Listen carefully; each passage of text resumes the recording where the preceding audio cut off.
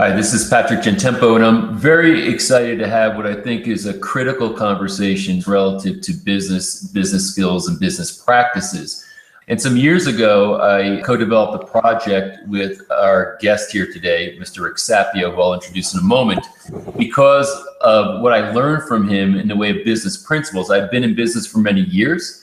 I had succeeded in business on a fairly high level, starting multiple multi-million dollar businesses.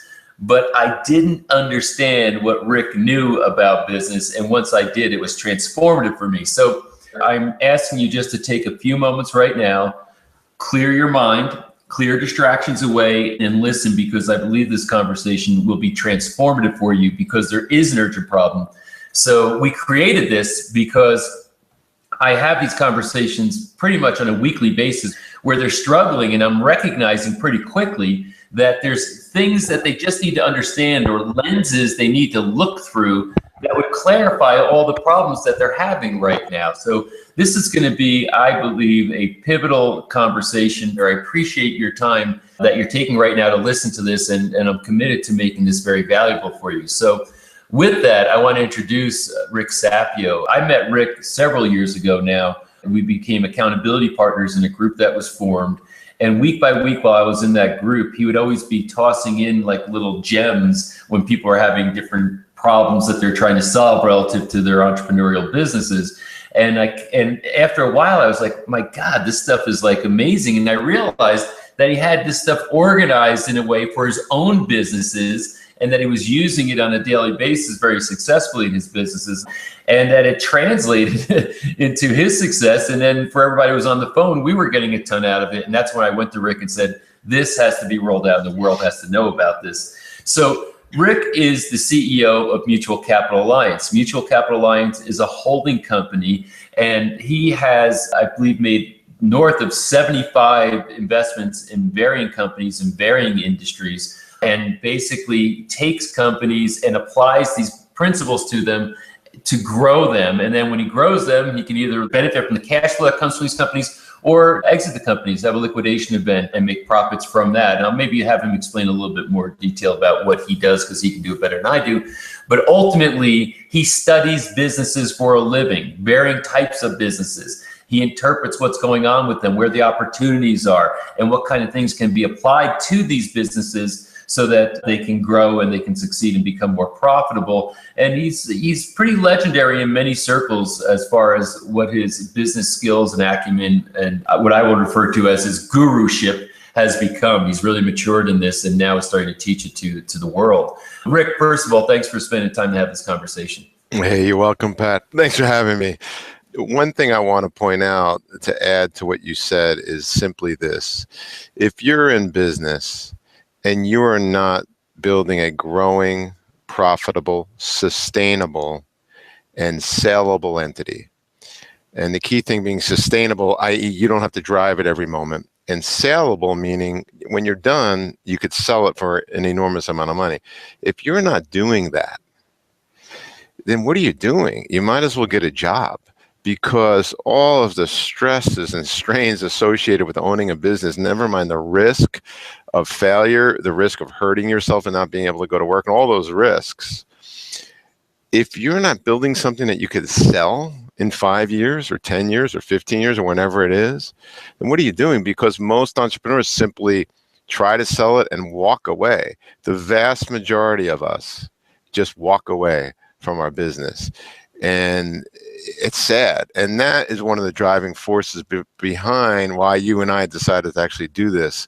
In 2009, I believe, is when we made the decision, and then launched the program in 2010. The accolades have been pretty spectacular. I've also participated in many of the live events that you've done called Business Mastery Intensives. And I just can see the transformation happen within the audience as they're learning these principles. So we could obviously have a conversation for many hours here, but we want to keep it tight and make it impactful. And I think the thing that we want to talk about, Rick, today is what you designed as what you call the business frame. So can you describe the business frame, or what that is? And then maybe we'll walk the audience or the listener through that. And I know you also want to talk about the business lenses that all decisions should be made through. Exactly. So why don't we start with a very simple, what I will call a frame on how you can make decisions inside your business that are impactful and that will help you create a growing, profitable, sustainable, saleable business. And the first thing is what Pat referred to last, which is the business lens. And this is basically three very simple operating principles or values that should be applied, in my view, to any business to make it more saleable. And that lens is very simply this: putting all decisions through this lens of simplicity, probability, and leverage. And in the interest of time and efficiency, I'm just going to touch on it really tight, and you could write it down. But I believe as a value and an operating principle, all businesses need to apply simplicity. When you look at the most successful companies that you interact with, these companies went from zero to where they are now because they're elegant in their simplicity. And I believe that any decision that you can make in business, if you apply the simplicity lens to it, oftentimes you'll say no. I love Steve Jobs' quote. He says that we're more proud of the thousands of things we said no to than the handful of things we said yes to. The next one is probability. I believe that any decision that a business makes needs to be put through the probability lens. And that is this decision going to increase the probability that we build a growing, profitable, sustainable, saleable business? And oftentimes we're unconscious. We're scrambling, we're reacting, we're bringing people who are out of work from our family to fill gaps in our business that cause chaos. We're adding clients because of revenue, not because of profitability or values. So meaning, if you bring on a client that doesn't align with your values, you're probably going to end up in a lawsuit or lose money. So you've got to think about probability. The last thing is leverage. Every business that I know that is successful leverages itself through other entities, through its employees, through affiliations that it has. It's not one person or a small group of people driving very hard day in and day out who are overstressed. It's leverage. So the three operating principles or values, again, are simplicity, probability, and leverage. And that begins the conversation that jumps us into the frame. One little comment I want to make before we jump into the business frame itself is that you refer to those three things as lenses. And I think that imagery is very important for everybody to understand. It's like what you see through, it's how you see the world. It literally puts a tint on the way that you see things, or a filter. And when you have lenses to go to, then it keeps you more consistent in how you think and how you respond to what's coming at you. So again, the lenses of simplicity, probability, and leverage by themselves are transformative. So all of you who are listening right now, I hope you wrote those three things down. They are transformative in and of themselves if you practice them. So just let that kind of bake into your mind for a moment. Now we're going to talk about the business frame. And this is really the frame up. I have to tell you that I've worked and continue to work on my business frame year over year over year. What I want people to understand, to set the proper expectation as you're listening, is that this is going to give you a view of something that you've never seen before, but it's not something that I expect that you're going to shut off this recording and boom, you got it and you're an expert. It's going to give you the framework to start becoming a business master. And this is just the first step toward that. So with that introduction, Rick, let's talk about the business frame. All right, perfect. So like a diet, if you want to lose weight, most diets are relatively simple. In other words, you can read them and understand them, but they're not easy. And the business frame is no different. It's extremely simple. Anybody on this call could apply this and do this. Anybody can. But do you have the willingness to take a few minutes out of your day, every single day, no different than learning a language? Do you have the discipline to take a few minutes out of your day every day in order to apply this frame onto your business so that you can get the benefits? And the benefits are simplicity, probability, and leverage in your business and life. And also, the greatest benefit is building a growing, profitable, sustainable, saleable business. So the very first thing that every business says they have, but do they really have it, is a beat into the molecules of the business, and that is a clearly defined purpose that everybody associated with the business knows by heart. And it's a simple statement of purpose. That's the first part of the frame. The frame has 6 very simple things associated with it. The second thing is a catalyzing statement.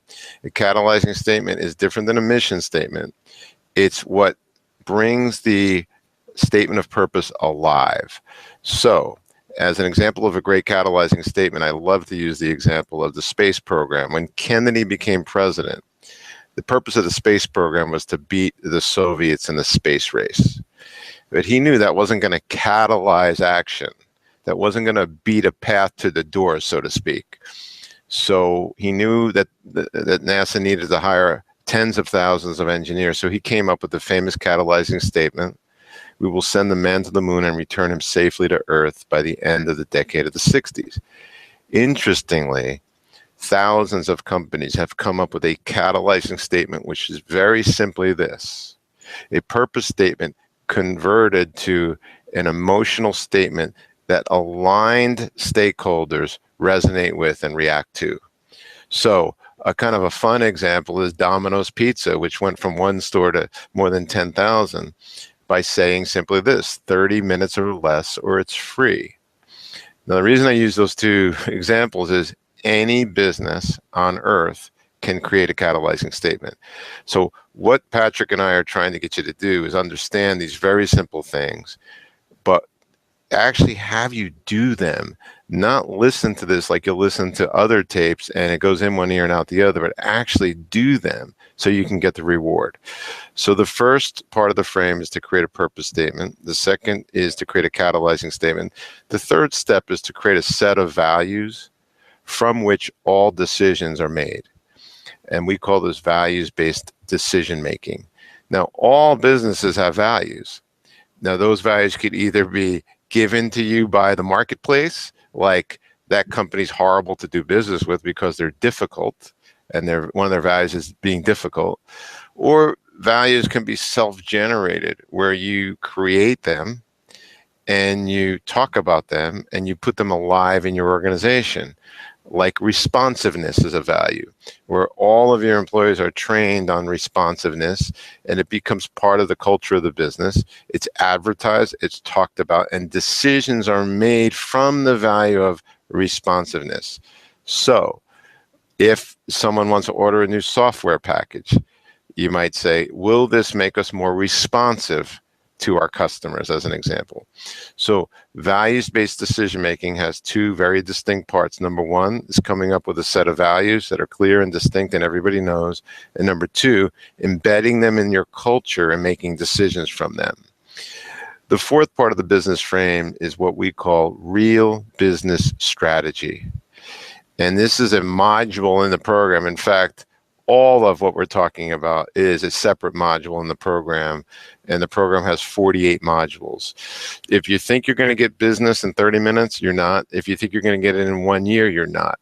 You're going to get business training by every day doing a little bit, no different than how it took you to get fluent in French.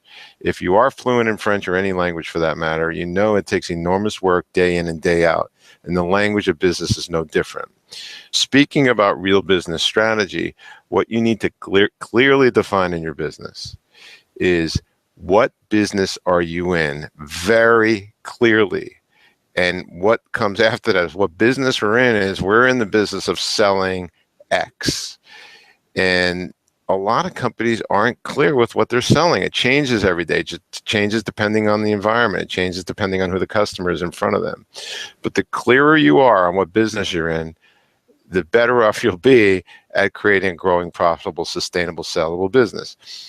What business are we in? Number 1, this is part of real business strategy, and that's clearly defined. The second part of real business strategy is, who is our ideal customer?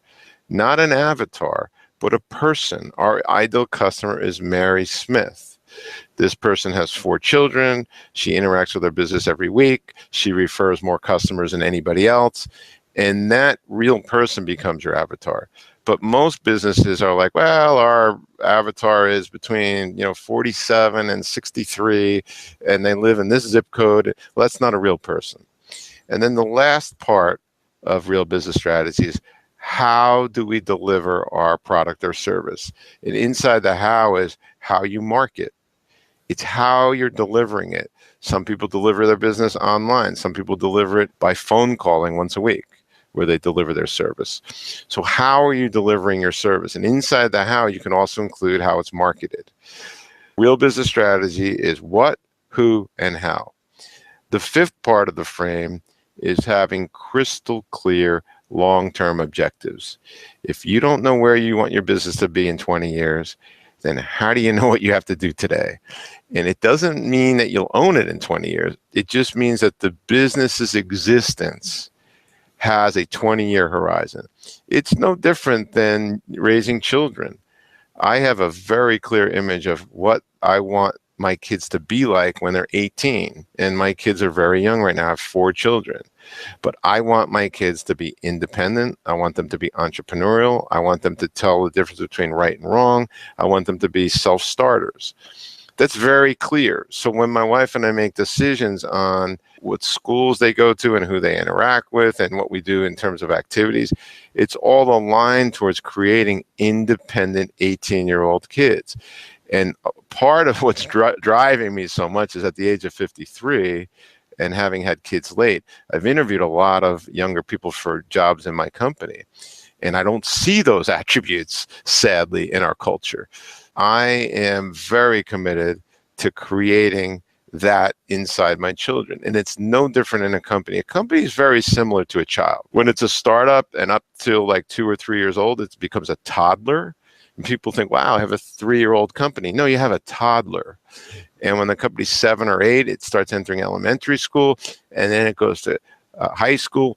And here I am today, as I'm making this recording with Patrick, we're in our 23rd year of business in my company.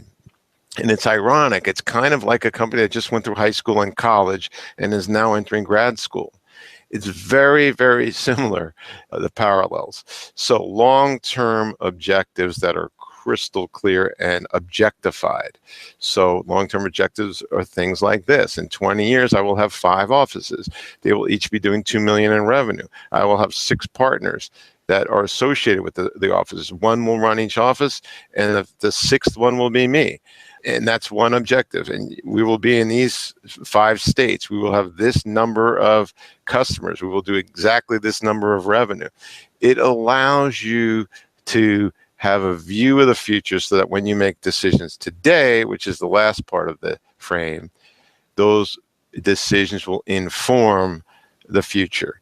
And so the last part is having crystal clear quarterly objectives, 5 for the company and 5 for each employee in the company. As I said before, none of this is difficult. It's all very simple, but it's not easy. You've got to have accountability. You've got to be in a program. I love the quote from BFS, Pat, where we say, real growth happens in community. It doesn't happen alone. And so when you've got a community of people all teaching each other the frame and asking questions and growing together, it allows us all to speak and improve on our own language of business. I'm just going to go through it one more time very quickly. The business lens is simplicity, probability, and leverage. The business frame is number 1, crystal clear purpose statement. Number 2, a catalyzing statement that catalyzes action. Number 3, a clear list of values we call values-based decision-making. Number 4, real business strategy, which is defining clearly your what, your who, and your how. Number 5 is long-term business objectives 20 years out. If you want to go 10, that's fine, but something that's long-term. And lastly, every single quarter, crystal clear, 5 quarterly objectives for the business, 5 quarterly objectives for each employee that align with everything that we just talked about on this page. That's awesome. There's something for all of you who are listening. I think Rick said something very critical in that it's not hard to understand these elements. It's not easy to master them and to coordinate them and to implement them. It takes work and effort, but it's not complicated, or it's not something that requires some type of unusual IQ. I think anybody can do it regardless of personality, style, etc. Now, I will also contend that less than 1% of entrepreneurs have done this type of work in the way that Rick is describing. They live a little bit too much moment by moment, not enough planning, not enough strategy, no clear values, a purpose that kind of comes and goes with the wind, the staff that are turning over and come in and out and are sort of trained and sort of, get this if you do any of it at all, but then sort of don't. It's not cultural. It's not what you wake up every morning thinking about as the CEO of your business. I think the power, or one of the great attributes of the business frame, is that it's a structure from which to continue to refer to think through, to continue to develop and make more elegant and more refined.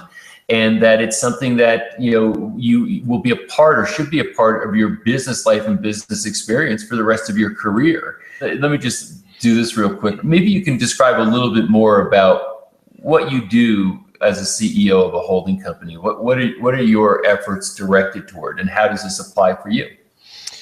Well, this goes back to my late 20s. I had been working in a firm, an investment banking firm that made investments, and I wanted to be on my own. I didn't like some of the things that were happening. So this is 23 years ago now.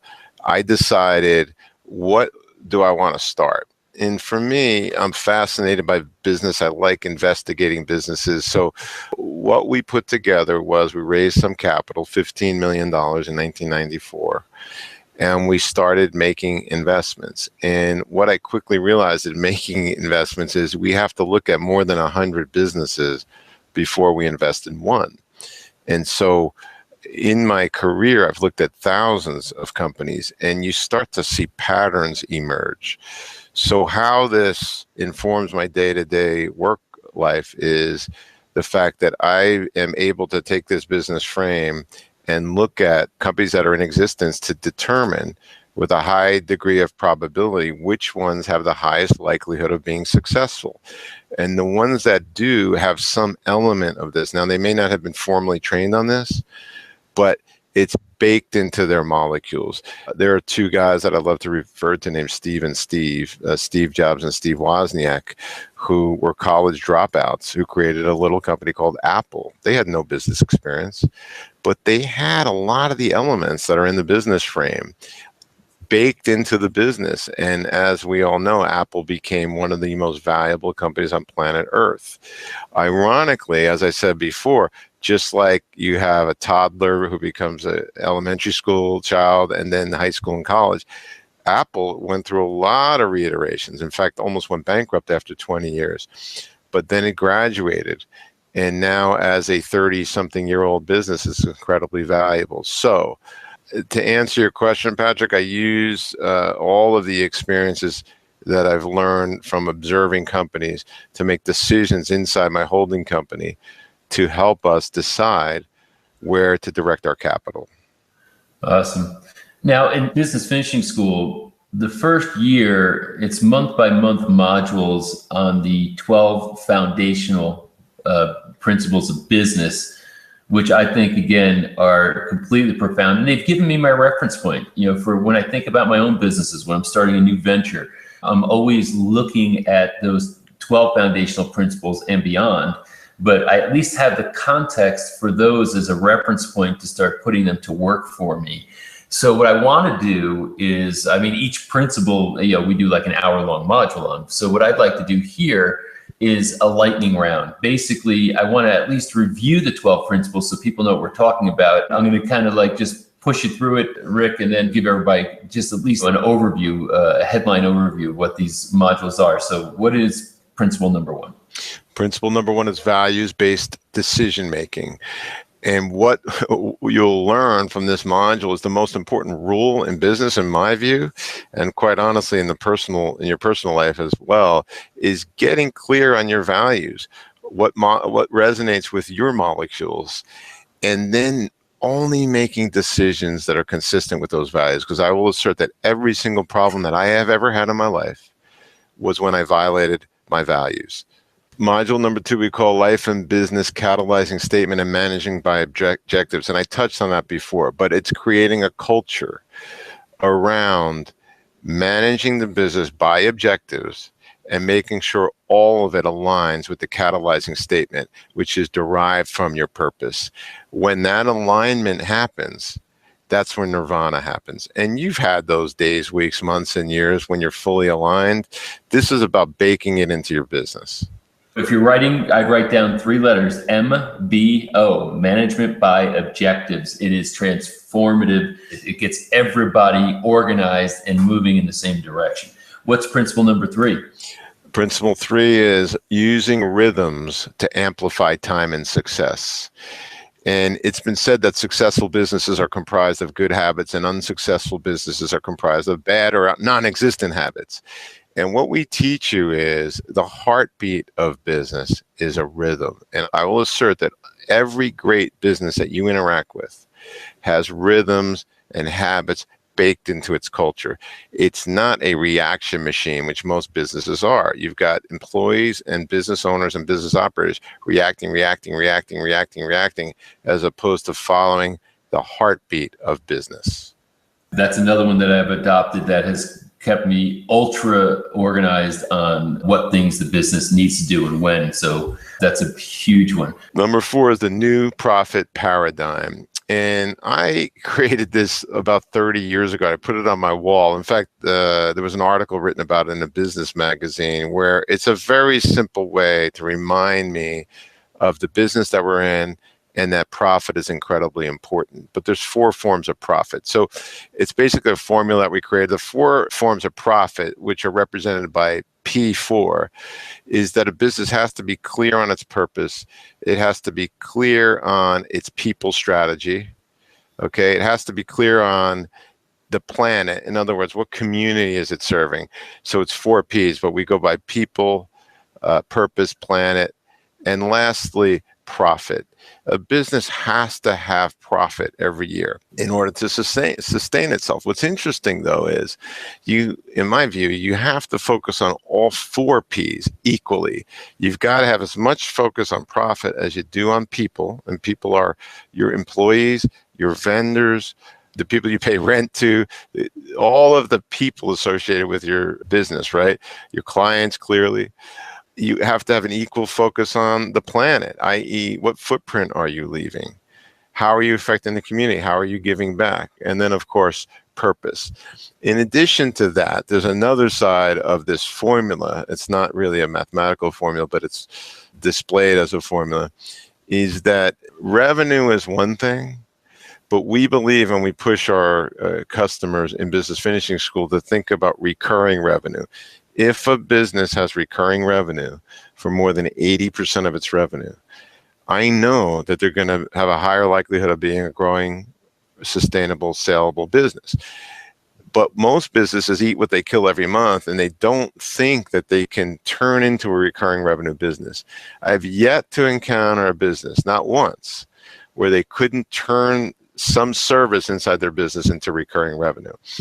And then the last part of the formula is about expenses. Companies get, bombarded, and ultimately they get weighted down by their expenses. So we encourage all business people to try to convert as many expenses as possible to variable expenses. Rather than paying a marketing company $25,000, say we'll give you $200 for every customer you get us. That's a variable expense. It's not fixed. Fixed expenses are things like leases, rent, salaries. An example of that is a salesperson. Instead of giving a salesperson a big salary, say I'll give you 25% of the revenue that you create to get your brain thinking about variable expenses. So that is the new profit paradigm. All right, let's keep hustling along here. Number 5. Business entity structure to leverage long-term wealth. The structure of your business, how it's organized, will determine how much wealth you create later on. Too many entrepreneurs think of themselves as sole proprietors, maybe not in how they're set up, but in their thinking. So this is as much about mindset as it is about structure of the actual entity. All right, number 6. Number 6, lessons from the billionaire mind. I have actually gone out and interviewed 25 people in depth. 14 were self-made billionaires. The rest were extremely successful people that you would know. And I wanted to find what are the common attributes that made these people who they were. And so we boiled it down into lessons of the billionaire mind, and that's module 6. Number 7, what's principle 7? Number 7 is an interesting one. We call it the battleship principle. I have never met a business person, ever, not one, that has not encountered a situation that could sink them. And so I am always surprised when a small business person or any business person says to me, I had no idea that I could be sued. Well, I have news for you. Every single person listening will be sued at some point. So you cannot say ever again, I had no idea. So what we encourage you to do is put a structure around your business that makes it impenetrable. And that's why we call it the battleship principle. We have you thinking about your business as a battleship as opposed to a sailboat in the middle of the ocean, which most people view themselves like. All right, number 8. Simplicity on the far side of complexity. I love the quote by Oliver Wendell Holmes when he said, I wouldn't give a fig for the simplicity on this side of complexity, but I would give my life for the simplicity on the other side of complexity. And we have you thinking about simplicity on the far side is how Patrick and I refer to it. Most businesses are simple on the wrong side where they're reacting to everything. Simple on the far side is Southwest Airlines. Okay, number 9. Very straightforward, rules-based decision-making. And we believe that every aspect of any business needs to have rules to follow. Crystal clear rules so the employees can run the business without you having to get involved in every decision. And one of the funny things about small businesses is I call it the Superman syndrome, which is in year 2. I think it's module 17. But small business owners are funny creatures. They like to have special deals with their friends and family. And all it does is keep you small, and it keeps the employees on their toes. They're like, why did you charge him? That's my brother-in-law. And you would never expect that from a big company. But small companies oftentimes have no rules. And I don't mean no rules. I mean limited rules. But every decision inside a business, from how you hire to how you bring on customers and how when a customer is interacting with your business, what are the rules to follow for employees? Every aspect of your business needs to have crystal clear rules. So we call that rules-based decisions. Very important. Number 10. The 5,200% rule, how to consistently hire and attract talent. There was a study from 3 decades ago in which they uncovered the fact that a top 1% employee produces 5,200% more to the bottom line of the business than the average employee. And what we help you do is realize that fact, number 1, but how do you attract people that are going to add many times more than the average person to your business? Because if you can find those 5,200%ers, it's transformational to your business and to your personal life because you have a lot less aggravation. I have to tell you that hiring practices are probably one of the most requested things that we get, that people are thirsty for. And when you look at the impact of a mishire on a business, it's so adverse and puts it in such a deep compromised place that it becomes almost unspeakable. But it has to get done. It has to get done right. You need a process and a structure for it, and that's what's covered in that particular module. So it's a big one. Number 11. Number 11. The stop doing list. How the ability to say no will transform your business and your life. I alluded to it before with Steve Jobs, that they're more proud of the thousands of things they said no to than the handful of things they said yes to. We're in a culture right now that actually credits people and I don't know what the right word, but actually puts people on a pedestal that say yes to everything. That is insane. The clearer you are on all of this stuff, the clearer your yes, no decisions are. When John F. Kennedy wanted to send a man to the moon in 7.5 years or whatever it was from the time he made the declaration to the time the 60s was over, he created an image that was so clear on how they make yes, no decisions. Will this decision get us to the moon and back by the end of the decade of the 60s or not? If it won't, it's a no. But oftentimes we're not clear on our values. We're not clear on our objectives. We're not clear on our purpose. And so we're saying maybe to everything. and we're running around like chickens with our head cut off with every app and every software and every client and every. So we're yes machines, and I think it's killing us. There's no doubt. I mean, whenever I'm in pain, it's because I said yes to something I should have said no to. And conversely, I don't think I've ever had a pain where I said no when I should have said yes. So it's a very, very powerful principle to work with. All right, number 12. The last module in year 1, and these are the 12 foundational principles, is lifelong investing success. From my teenage years through my 20s, I was in the investment business. And what I saw was just shocking how horrible the average person is as an investor. We buy high, we sell low, we make investment mistakes. We don't focus on our core business because we think if we invest in this business or that business or this piece of real estate, that it's actually a good thing. Well, doing all of those things that are not aligned are the opposite of simplicity, probability, and leverage. And so lifelong investing success is about teaching you the fundamental principles of investing, which is basically investing in things that have a high probability of growing so that you could create wealth.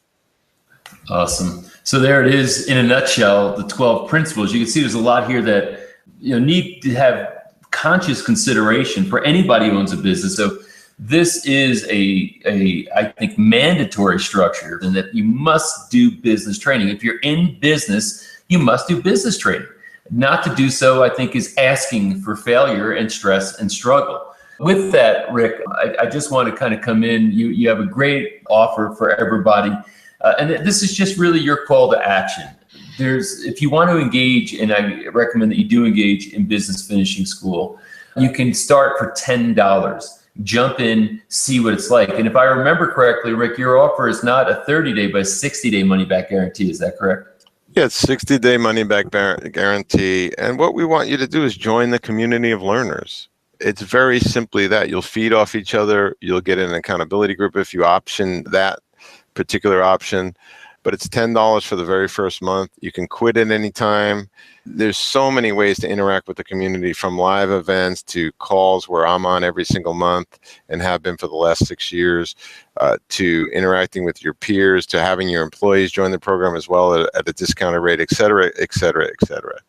So I'll also say this is truly a passion project. I mean, I know Rick intimately, for many, many years. He is financially one of the most successful people I know. And this project is not about, it being the biggest project he has relative to other things that he's doing in his business life, but he's got so much passion around this and so aligned with his purpose that he drives it out there. He delivers to this community, and he has an excitement around seeing people in the Business Finishing School community succeed. So it's ridiculously affordable to do Business Finishing School, and you can get started for $10. So for more information and to register and take advantage of the $10 offer, you can go to joinbfsnow.com. So it's, again, join BFS for Business Finishing School, join bfsnow.com. You can read more details. You can sign up there where they have, it's a special site where they have the $10 offer, so you can get started for $10. And I will tell you, this will be transformative, not just to your career, but it's going to lower your stress at home. It's going to have you sleep better at night. When you have the experience, and I want you to all feel this for a moment, when you have the experience of feeling in control and have a structure and a lens from which to look through relative to your business, and you reduce worry, toxic worry, and you replace it with confidence because you have business confidence that you've learned through this process, it is transformative to every dimension and every important category of your life. So I hope you will take my word seriously. I hope you will maybe listen to this audio a couple of times. And ultimately, I really hope that you will take advantage of the $10 offer to jump in and to learn what it means to train in business in the way that we've been discussing. So Rick, thanks for spending some time today. You're welcome, Pat. I love doing this. I love how many lives this program has affected. So thank you for also, being a catalyst to make this happen way back in 2009. Well, I just knew that you couldn't hold this light under the bushel, so to speak. You had to get it out to the world. So I'm so glad you took me up on my suggestion. And for all of you who are listening, we respect your time. We hope that we gave you a lot of value for spending time with us, and looking forward to your next steps. And I wish you a fantastic rest of your day. So thank you, Rick. Thank you all for listening.